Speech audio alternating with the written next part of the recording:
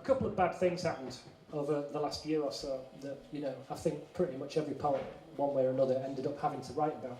Whether you wanted to or not, you were just called to do it. One of them was in Manchester, and one of them was in West London. So the first one of these is going to be in Manchester, and the second one's going to be in West London. The first one's called Caller ID. A man on the stairs called out. A woman in the foyer called his name. A boy in the street called home. A girl beside him called an ambulance. A man in a uniform called for calm. A woman in London called a meeting. A man in America called them losers. A woman on the internet called it misogyny. A man in the park called for unity. A woman in London called a halt to the campaign. A man who worked for her immediately called a press conference. A woman on the news called a witness. A man from a talent show called a false flag. A woman from another talent show called for a final solution. A boy in the hospital called his mother. A girl in the hospital couldn't call anyone. A nurse on the ward called a number that he found.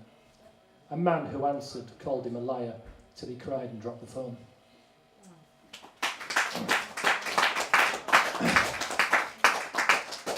This is called Sharon Lives by the River.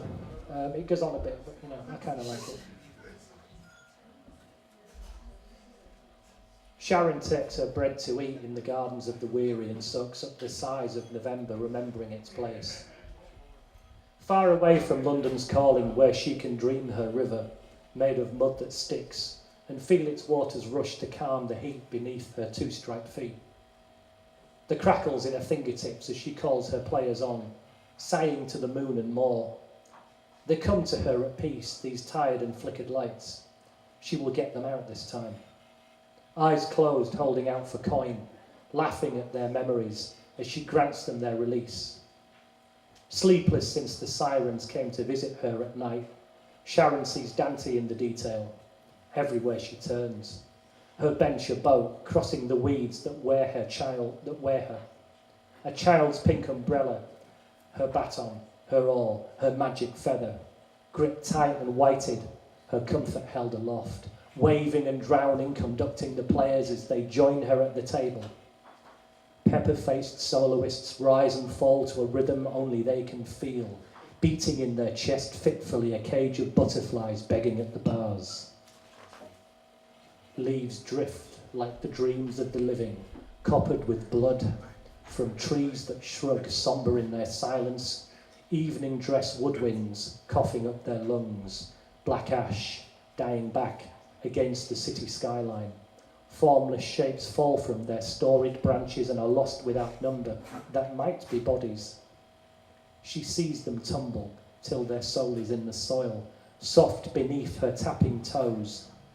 In such death wings find her, buzzing the last of summer, a confused choir of drowsy wasps and lazy ladybirds busy themselves in her orbit. She is the world now, holds them in her hand. Only Sharon can be their guide, conducting Orpheus while ministers play Eurodice. She sweats at 10 degrees in vest and pyjamas, the snapping sticks crackle, rising about her tatted ankles, feeling the heat still spanned where it touched her, shivering as the fever beads and runs into her eyes, her mouth it stings. Where the sticks beat her, runs in her veins. Run, too late, too late, too late. Sharon murmurs to the leaves, the insects and the can-handed choir, murmuring to the sky. They cannot get out to make the crossing. The year is late, late, too late. The music stops in Sharon's head. The needle jumps damp down. Circles of hard ground where flowers used to grow lay all about her. London stopped calling, but Sharon still lives by the river. She still looks at the sky.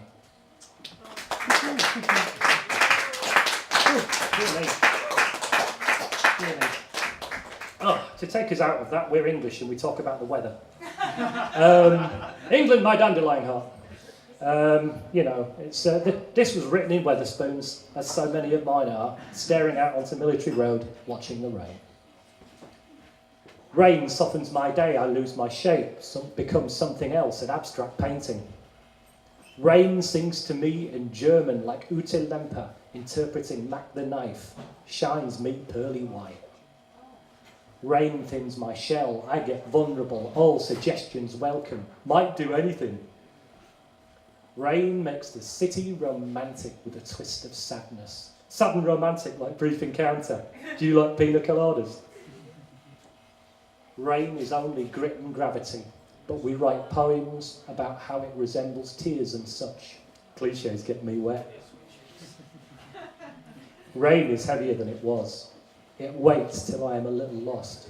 Water is patient, and it always wins. And so much heavier now. It is. It really is.